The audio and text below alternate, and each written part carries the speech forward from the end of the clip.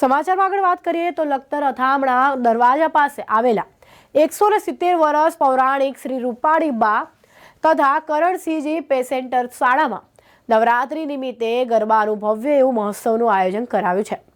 શરદ ઋતુમાં નવરાત્રી આવતી હોય આસો મહિનાની નવરાત્રીને શારદીય નવરાત્રી પણ કહેવામાં આવે છે। ત્યારે આયુર્વેદિક દ્રષ્ટિથી જોવામાં આવે તો વર્ષા ઋતુ અને શરદ ઋતુમાં બફારો અને ગરમીનું પ્રમાણ વધુ રહેતું હોવાથી માનવનું શરીર જેમાંથી બનેલું છે તેવા વાત કફ અને પિત્તમાંથી પિત્ત વધતું હોય છે।